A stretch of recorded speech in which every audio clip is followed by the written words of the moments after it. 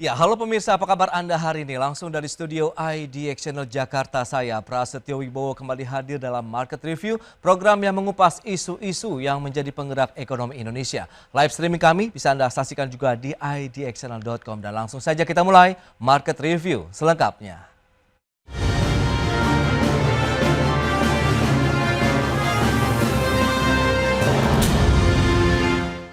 Ya, pemirsa, neraca perdagangan Indonesia kembali mencetak surplus di bulan Maret 2025 sebesar 4,33 miliar dolar Amerika Serikat.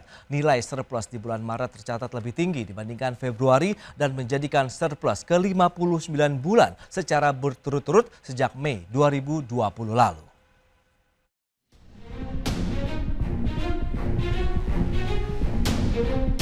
Pada Maret 2025, neraca perdagangan barang mencatat surplus sebesar 4,33 miliar US dollar atau naik sebesar 1,23 miliar US dollar secara bulanan. Dengan demikian, neraca perdagangan Indonesia telah mencatatkan surplus selama 59 bulan berturut-turut sejak Mei 2020. Badan Pusat Statistik mencatat neraca perdagangan Indonesia kembali mencetak surplus sebesar 4,33 miliar dolar Amerika Serikat pada bulan Maret 2025. Surplus Maret naik 1,23 miliar dolar Amerika dibandingkan Februari 2025, namun menurun 0,25 miliar dolar Amerika dibandingkan Maret 2024 lalu. Surplus neraca perdagangan didukung kinerja ekspor yang mencapai 23,25 miliar dolar Amerika berbanding dengan impor sebesar 18,92 miliar dolar Amerika Serikat. Dengan demikian Indonesia mencatatkan surplus neraca perdagangan selama 59 bulan beruntun sejak Mei 2020 lalu. Kinerja ekspor Maret ditopang ekspor migas yang tercatat 1,45 miliar dolar Amerika, naik 28,1%. Sedangkan nilai ekspor non-migas juga mengalami kenaikan 4,71% menjadi 21,80 miliar dolar Amerika. Sementara itu impor migas tercatat 3,13 miliar dolar Amerika atau naik 9,07%, kemudian impor non-migas justru tercatat mengalami penurunan sebesar 1,18% senilai 15,79 miliar dolar Amerika. Jakarta, Tim Liputan IDX Channel.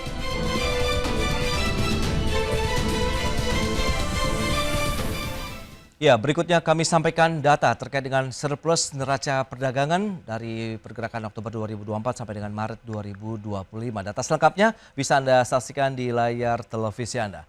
Baik, kita lihat bagaimana pergerakan dari surplus neraca perdagangan kita. Kalau kita lihat pergerakan dari Oktober di 2,48 miliar dolar, kemudian naik di bulan November 2024, kemudian turun sampai dengan Desember 2024 dan naik lagi sampai dengan Maret 2025 di 4,33 miliar dolar Amerika Serikat. Berikutnya kita akan cermati bagaimana dengan surplus neraca perdagangan kita di bulan Maret 2025. 4,33 miliar dolar Amerika. Kalau kita sandingkan dengan Maret 2020, pergerakannya di Maret, maksud saya di Februari begitu ada kenaikan 1,23%. Tapi kalau dibandingkan dengan Maret di tahun sebelumnya, ini sebenarnya ada penurunan sekitar 0,25%.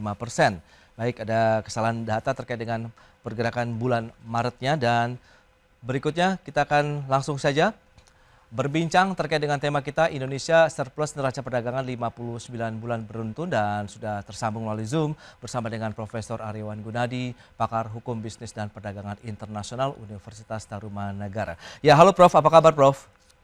Halo Pak Pras, Pak Hari, apa kabar? Salam sehat selalu dan sukses selalu semuanya. Baik, terima kasih juga atas waktu yang disempatkan. Kemudian sudah bergabung Pak Hari Warganegara, Eksekutif Director dari Indonesian Iron and Steel Industry Association. Halo Pak Hari, apa kabar Pak? Baik, salam sehat semuanya Mas Pras. Baik, terima Prof. kasih. Aryawan. Salam sehat juga Pak Hari. Terima kasih atas waktu yang disempatkan. Dan sebelum membahas lebih jauh, Prof. Aryawan, bagaimana Anda melihat kinerja neraca perdagangan bulan Maret ini kembali mencetak surplus 4,33 miliar dolar Amerika, lebih tinggi dibandingkan dengan Februari 2024, namun turun dibandingkan dengan Maret 2024 lalu. Apakah Anda melihat ini sudah sesuai dengan konsensus dari pelaku ekonomi nasional kita? Silakan. Baik Pak Pras. Jadi memang di tengah gejolak perang tarif ya antara Amerika dengan China, Lalu Indonesia pun juga sempat kena ekses berkaitan dengan pengenaan tarif 32%. Oke. Yang sekarang kita lagi mencoba untuk melakukan satu proses negosiasi dengan Amerika, karena ada penundaan ya sekitar 90 hari. Tapi kita mendapat satu kabar yang cukup baik lah ya, di mana surplus neraca perdagangan Indonesia di bulan Maret 2025 mencapai USD 4,33 miliar dolar. Dan ini memang tadi seperti yang disampaikan oleh Pak Pras, memang ini kita kalau kami lihat melebihi ekspektasi dari beberapa ahli yang memperkirakan surplusnya sekitar USD 2,64 miliar dolar. Oke. Dan ini memang menunjukkan satu kinerja trade atau perdagangan Indonesia yang lebih baik dari perkiraan yang sebelumnya. Nah, kenapa ini bisa ada? Nah, ini tentu didorong oleh lonjakan ekspor komoditas. Kalau saya melihatnya tentu yang berkaitan dengan crude palm oil ya, kelapa sawit, nikel, ya kan sebesar 12% menjadi USD 2,38 miliar dari data yang saya ada. Dan peningkatan ini disebabkan juga ada percepatan arus barang dan jasa ke Amerika Serikat menjelang penerapan tarif baru di Amerika Serikat. Tapi walaupun nilai ekspornya tumbuh sekitar 14,1%, ya kan memang kalau kita lihat harga kenaikan ekspor ini juga didorong oleh harga komoditas global yang meningkatkan, yang berupaya peningkatan daya saing dari industri yang ada. Jadi kita melihat perkembangannya adalah tentunya di luar prediksi yang ada, tetapi menurut saya trennya akan lebih positif lah, kita optimis. Demikian. Baik, Prof. Dan dari pelaku usaha, Pak Hari, Anda melihat bagaimana begitu dengan kinerja surplus neraca perdagangan kita ini? Baik, terima kasih Mas Pras dan Pak Puryawan, salam. Kami dari pelaku usaha, khususnya dari industri besi baja, melihat bahwa kenaikan ataupun terjadinya surplus yang berturut-turut kepada produk Indonesia ini memang sesuai harapan sebenarnya. Karena tentu saja kalau kita lihat ya bahwa ada produk migas maupun non migas, tadi Prof. Arya sudah menyampaikan juga bahwa di produk unggulan kita seperti di perkebunan atau pertanian sawit, kopi, rempah-rempah dan lain-lain. Tapi kami juga ingin meng-highlight bahwa kalau dari sisi kami melihat bahwa program hilirisasi khususnya di besi baja ini memang sudah dijalankan oleh pemerintah dan kita pelaku usaha sejak beberapa tahun terakhir, dan ini menunjukkan hasilnya. Oke. Jadi kalau dilihat dari besi baja ini kan boleh dibilang mantumannya naik hampir 20%, sedangkan year to year-nya naik hampir 12%. Nah, ini ada beberapa faktor ya. Nah, jadi kalau kita lihat satu program hilirisasi yang telah meningkatkan kapasitas produksi dan nilai tambah khususnya produk baja dan besi di Indonesia. Kemudian peningkatan aktivitas manufaktur juga di negara mitra dagang. Ini juga mengakibatkan potensi opportunity yang baik buat kita. Serta diversifikasi pasar ekspor. Karena kita juga sekarang udah mendiversifikasi ke negara-negara lain seperti India, Vietnam, Turki, Australia, dan Meksiko. Jadi ini pengamatan kami secara global. Makasih. Nah, kalau kita lihat nilai ekspor Maret yang mencapai 23,25 miliar, naik 5,95% dibandingkan dengan Februari, kemudian dibandingkan Maret juga mengalami kenaikan 3,16%. Nah, Pak Hari, Anda melihat apakah realisasi kinerja ekspor di bulan Maret ini momen siklikal saja atau memang momentum kita juga sudah berhasil, tadi ada hilirisasi yang berhasil, kemudian upaya untuk meningkatkan mungkin diversifikasi negara tujuan ekspor kah, atau ada hal lain begitu Pak Hari? Kalau kita lihat boleh dibilang tidak siklikal ya kalau menurut kami ya. Jadi karena memang tadi kami sudah nyampaikan juga bahwa peningkatan aktivitas investasi atau pembangunan negara mitra dagang, kemudian juga program hilirisasi di negara kita. Oke. Sama diversifikasi terhadap negara-negara lain. Jadi kita tidak hanya fokus kepada misalnya Amerika atau Eropa saja. Oke. Walaupun tantangan itu tetap ada ya, seperti kayak tuntutan terhadap green energy dan lain-lain, itu itu juga menjadi challenging buat kita ke depannya seperti itu.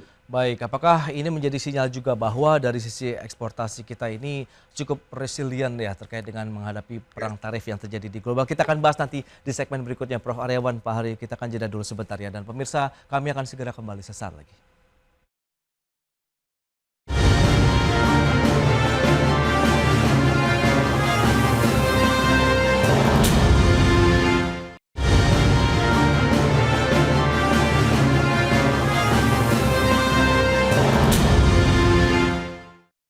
Ya, Anda masih menyaksikan Market Review, pemirsa, dan berikut ini kembali kami sampaikan data untuk Anda terkait dengan kinerja dari ekspor komoditas non-migas unggulan Indonesia di bulan Maret ini, apa saja yang menjadi penopang surplus neraca perdagangan Indonesia.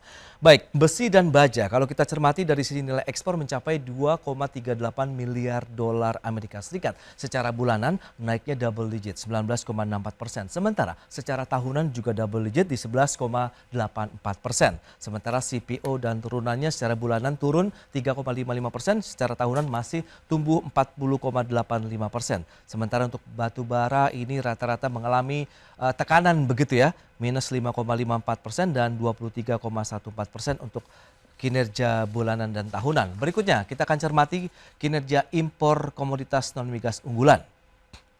Mesin dan peralatan mekanis ini rata-rata juga naik 8,66% secara bulanan dan juga tahunan 17,56%.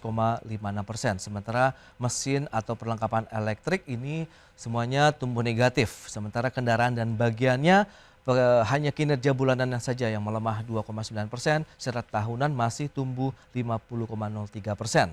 Dan selanjutnya negara penyumbang surplus terbesar di bulan Maret, Amerika Serikat nampaknya dengan neraca perdagangan 1,98 miliar dolar Amerika. Kemudian menyusul India dan juga Filipina.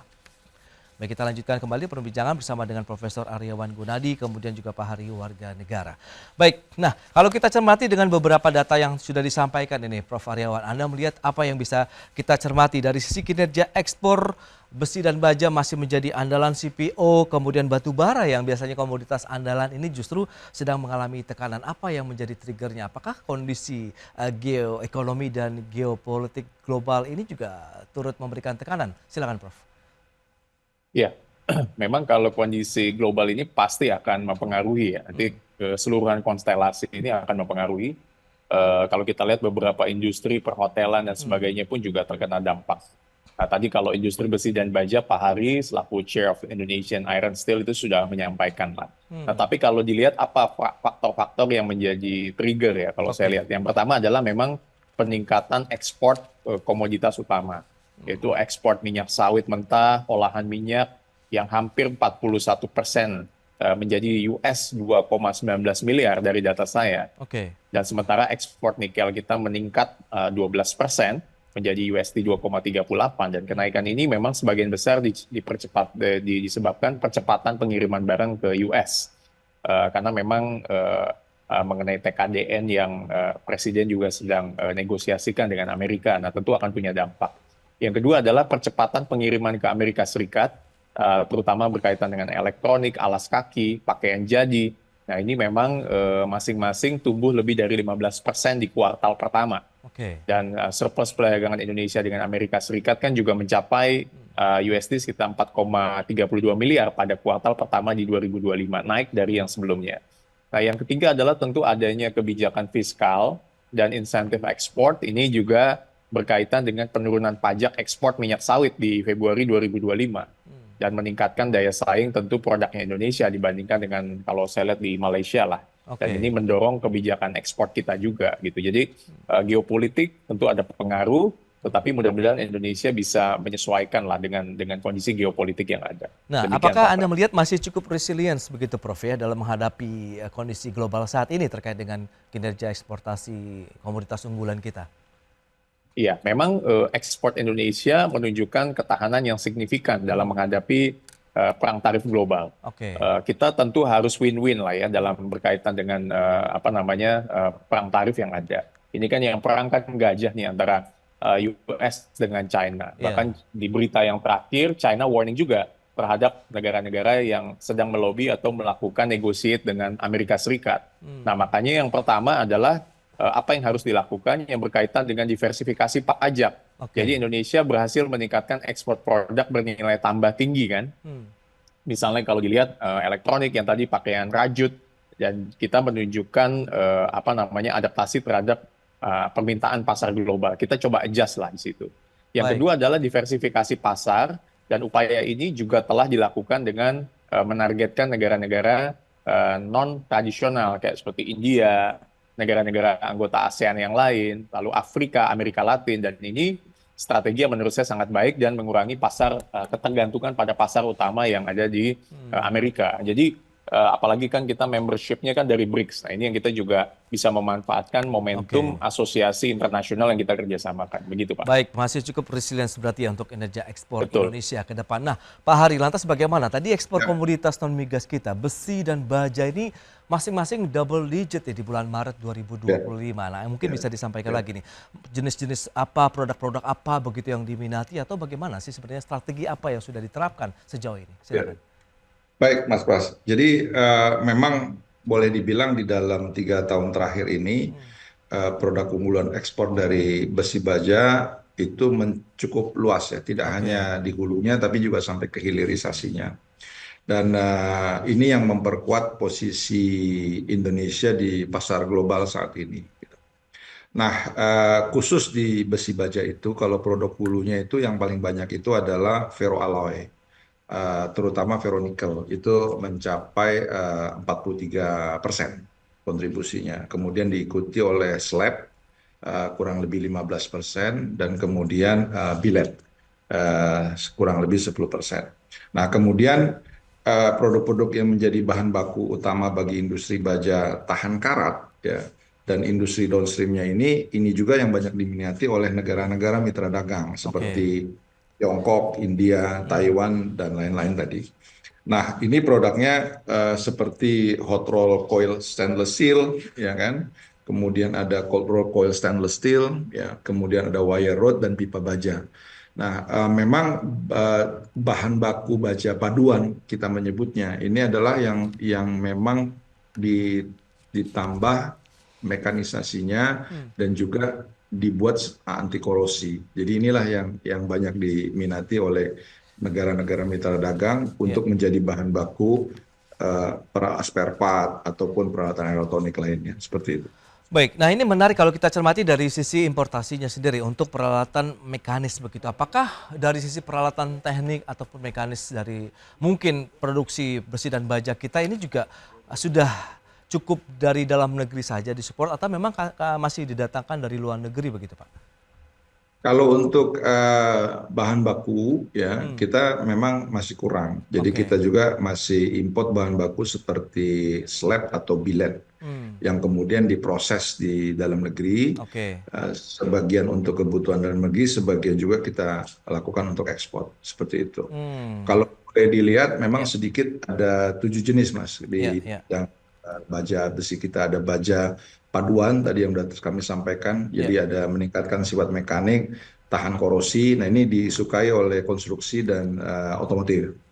Kemudian ada baja ringan. Baja ringan ini juga yang bobotnya lebih rendah, kekuatannya tinggi, ya. Dan ini juga diminati oleh di bidang konstruksi. Ya, dan ini di negara berkembang. Ada lagi plat baja. Ya, ini plat baja ini untuk pembuatan struktur bangunan, kendaraan, dan beberapa aplikasi industri lainnya. Kemudian ada pipa baja, kemudian ada baja tulangan untuk konstruksi, produk baja dingin, ya kan, dan yang terakhir baja karbon. Ya, yang ini digunakan juga untuk aplikasi banyak dia biayanya relatif rendah seperti itu. Untuk di berarti sudah cukup banyak lah aneka produk besi dan baja Indonesia begitu yang tidak hanya di luar negeri tapi juga dipasarkan di dalam negeri. Nah, lantas kita lihat apakah komoditas unggulan ini masih bisa kita pertahankan dan strateginya seperti apa begitu di tengah penurunan komoditas lainnya begitu untuk menjaga dari sisi mungkin penerimaan negara. Kita bahas nanti di segmen berikutnya. Kita akan jeda dulu sebentar dan pemirsa tetaplah bersama kami.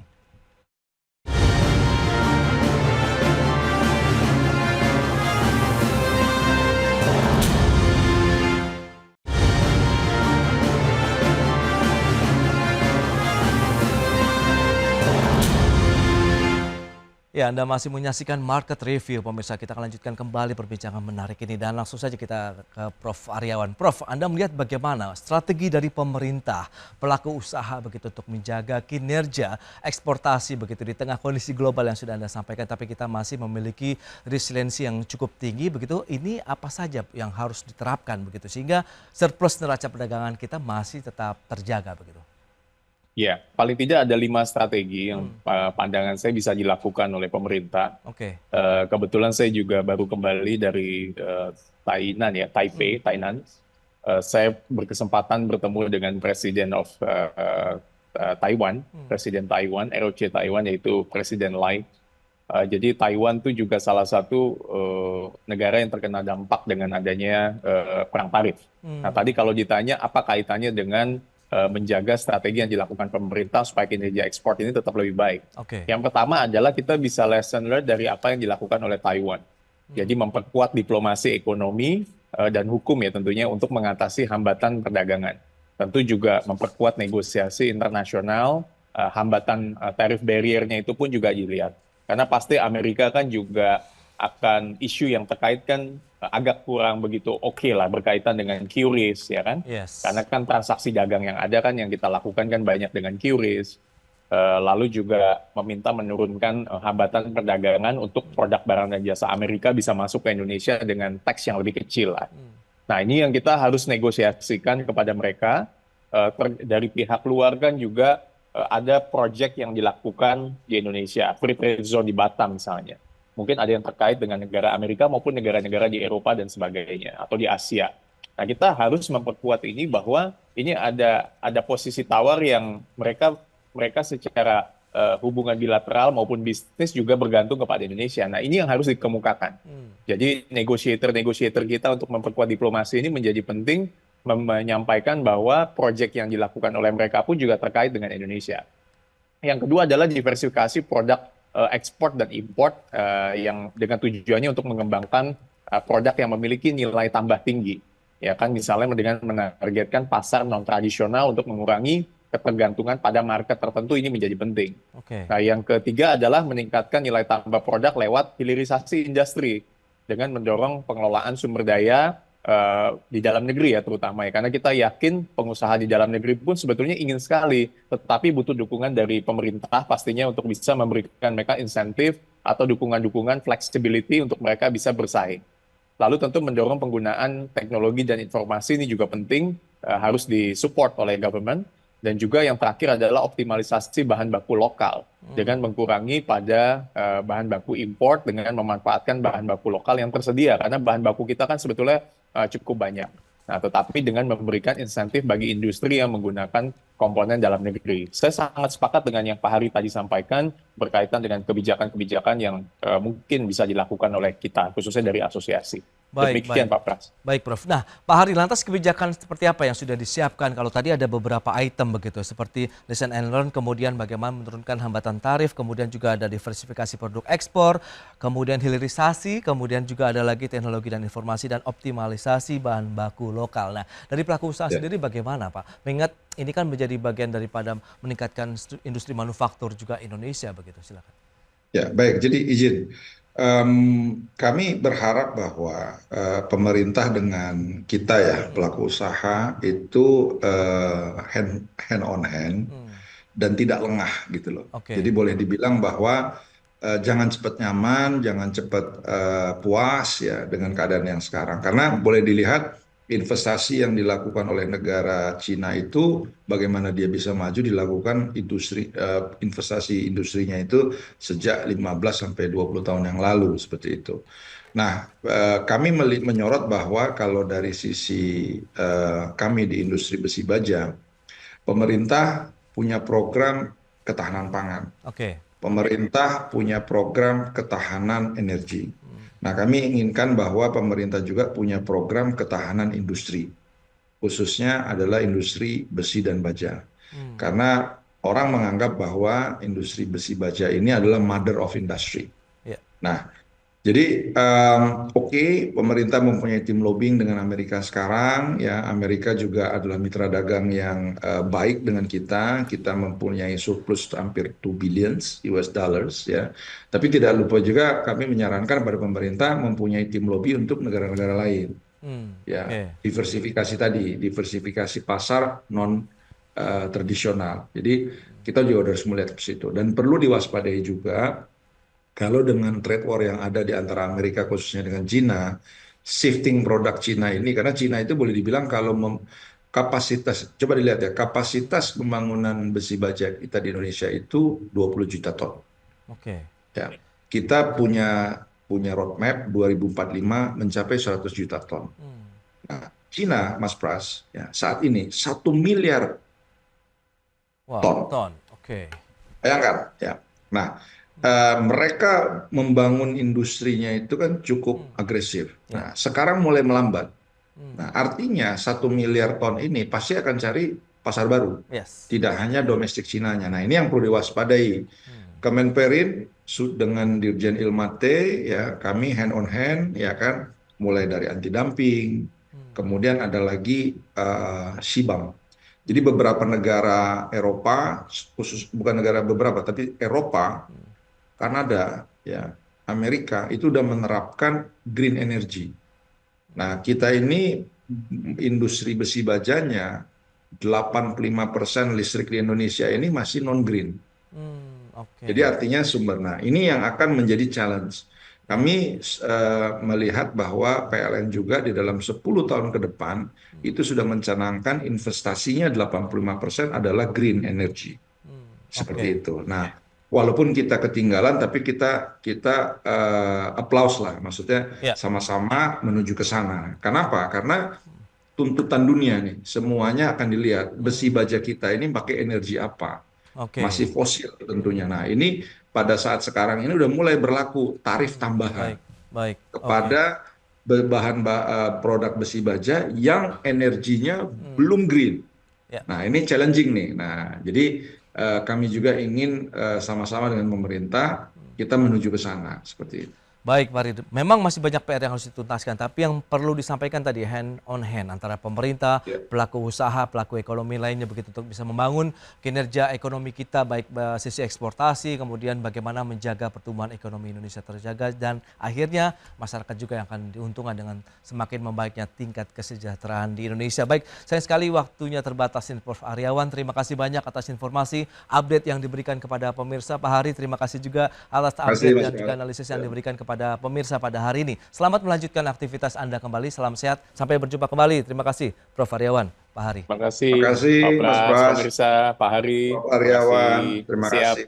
Ya, pemirsa jangan beranjak dari tempat Anda karena sesaat lagi kami masih akan kembali dengan tema menarik lainnya di mana RI ingin perdagangan ekspor berimbang dengan Amerika Serikat. Kami segera kembali.